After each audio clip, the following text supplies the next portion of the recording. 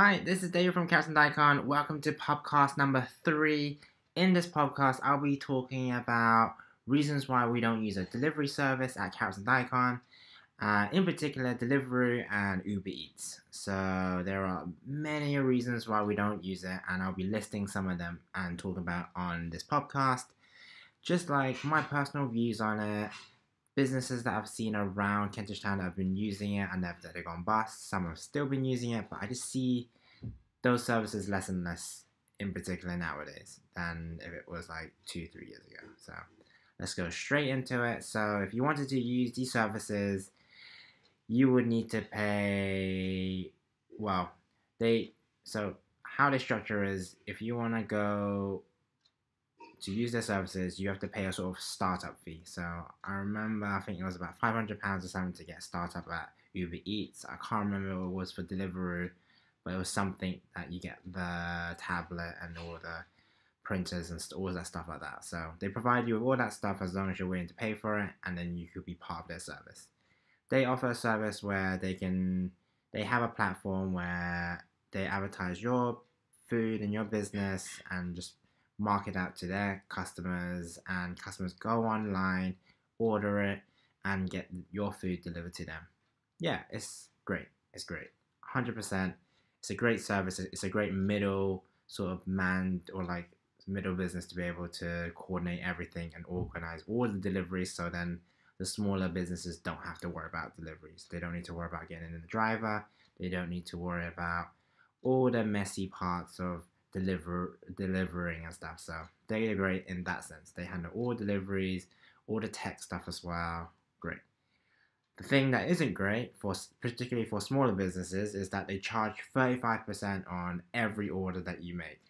Yes, 35% is what they initially offer, and in particular, if they're approaching you, you could probably knock it down to 30% or maybe a bit lower. But for us, 30%, even 30% is such a high amount of percentage to be giving away on each order. So if your meal is £10 and you're getting that, and customers are paying £10, you're technically receiving about like £6.50 if it was 35%, and or like £7 of every meal. And that's ridiculous, because if you think about all the costs that you are involved into making a food, so you think about all the margins and stuff. So you think about the rent, the business rates, premises, like packaging, food cost. Like in terms of food margins, we try to keep everything at like 40%, or if we can 50%. So if you're losing 35%, that's a massive chunk, and you're just keeping back 15% that is technically, hopefully, profit. If you minus all, yeah, like again, the suppliers and like food supplies and paying staff as well, and all the fixed costs that you have to pay, that is a massive amount to be losing on every order that you get from them. And particularly that for a small business, you want to be able to retain and keep as much as you can. This is just, for me, just like you're just chucking away profits to a third party. One of the other reasons why we don't use it is that you're technically losing out on customers coming into store. So you don't have that personal connection. You don't have that customer service that hopefully encourages customers to come back to you and makes you different from other places. If you're going on the websites, you're going on the app, you just see pictures of food, and you just see so much for like the variety and different businesses that are offering pizzas, Italian, Vietnamese, Chinese food. You don't get that personal connection anymore nowadays. If you're not coming into store, you're not experiencing, or you're not going in to eat or getting it to take away. It's just that you lose. For smaller businesses, you want customers to be coming in store. You want them to be able to order food, and hopefully you can have that personal connection to them, that they will talk about their friends and families and encourage them to come back to a restaurant. And that's how successful restaurants have always been doing since Deliveroo and all those delivery services have come in. They've been able to get good reviews, offer good services, good food, and they've been able to build a customer base from that. And that's so important, because that's how smaller business will be able to retain as much of their margins and profit margins in that sense, and also be able to survive, most importantly. And without small independents, your high street will just be full of chains. And at the moment, we're seeing chains anyways, but it's that smaller mom and pop takeaways and like restaurants that you need in order to add that diversity to the variety of choices that customers will be able to have and to be able to choose from. So that's a massive concern at the moment as well. But for us, we just couldn't. We want to give that customer service to our customers the best we can, and we don't deliver during lunch times because it's a bit hectic.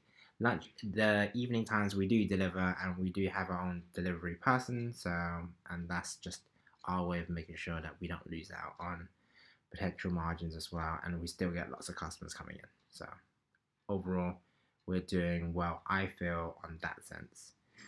Some of the things that I often see as well is that smaller businesses rely too much on these delivery services. So what happens is that you have a restaurant, 30, 40 covers, and you see no one inside, but you see so much Deliveroo, UberEATS drivers outside them. So you can see that their customers is actually ordering online. So every delivery order going out, 30%, 30%, 35%, 35% is going to those delivery services. And those small businesses, I just don't see them surviving, and a lot of them just don't, because I just see so many smaller independents jump on the Deliveroo, UberEATS wagon, and they just suffer because they won't be getting those customers coming through their door, and they're losing on potential future customers as well because they're doing this. And it, I think that's one of the main reasons why we've stayed away from it, is because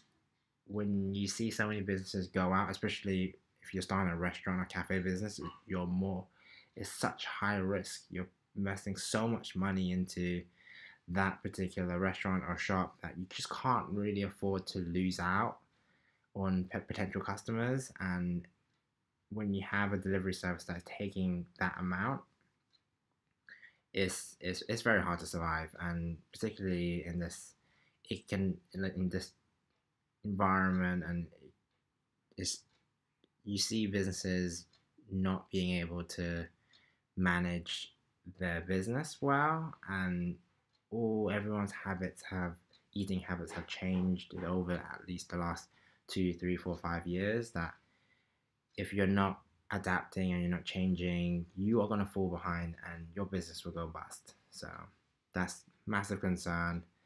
One of the other things that UberEATS and Deliveroo has encouraged more smaller business to jump on to their service is that they advise you to mark up your prices by 10-15% for customers. So instead of offering £7 in store, they advise you to maybe like £8.25. And from in a business sense, that makes sense, because then it's like, okay, they're offering for that additional service. The customer is getting their favorite takeaway delivered to them if the business is not already offering it. It's great. But if you put yourself in the shoes of the customer, they're like, oh, if I came in store, I could just get this for £7. But if I get on UberEATS, I have to pay £8.25, and I have to pay for the fees as well for ordering from there. So that's another £2.50. And that's already a massive switch off. Then less likely to come to you, then less likely to probably choose your business because you're already charging 10-15% more, because they're already getting charged by Deliveroo using their services. So that's already a massive deterrent, and I could only feel for those who have used these services and just couldn't be able to sustain it because they've become too reliant on it. Everything has gone really quickly, and they just not being able to change and adapt quick enough to be able to survive. It's just hard to see, and I think I'm glad that Carrots Daikon has never had to use these delivery service, because when they first came out, about, I can't remember, I think 3 and a bit years ago, they offered 25%, If it was exclusive, it would be like 22.5, and by then it was already so much money. We just couldn't afford to be able to do that, particularly if we're just starting off. We're still in the process of finding our feet, and we can't afford to lose 20% of anything really. So keeping all our margins, making sure that we offer good food, good customer service, has allowed Carrots Daikon to still be here and to be thriving in this tough economic climate. And I'm glad we've not had to use it. So this is more of a podcast just to from a perspective of someone who's not used it but have seen other people have used it, and obviously they'll have their successes, and business is clearly making money from offering a service that to their customers that they wouldn't normally be able to offer. So that is all great. But for someone who is a small independent starting off, being able to offer good customer service, good food, and if you could offer your own delivery service, that's great. That's no doubt about it, because that always increases the amount of money coming into a smaller business. But just losing out and not having control is what I'm massively concerned about whenever I see smaller businesses use these services. So thanks so much for listening to this podcast. Hopefully, if you are thinking about using the services, these are some of my points that reasons that I wouldn't use it for. But obviously, I've also said points that have been really beneficial for smaller businesses who have been using it, and I could see the reasons why they would be using it. It's in many ways a win-win situation for everyone. But obviously, sometimes if you're not getting in those orders, you're not getting those margins in, you're more likely to lose out of it, because Deliveroo and UberEATS, they can approach as many restaurants as they want. They have so many partners with them. They won't really care for your small little business if you go bust.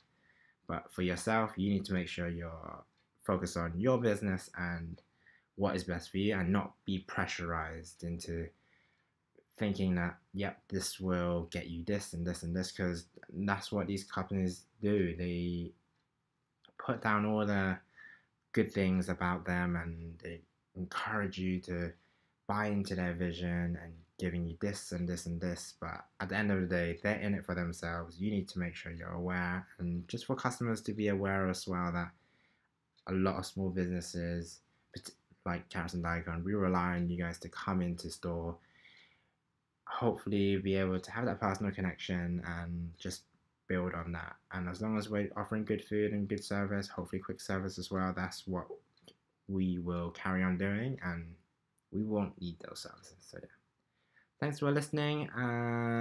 Tune in for our next podcast coming soon. I've been David, and yeah, see you later. Bye.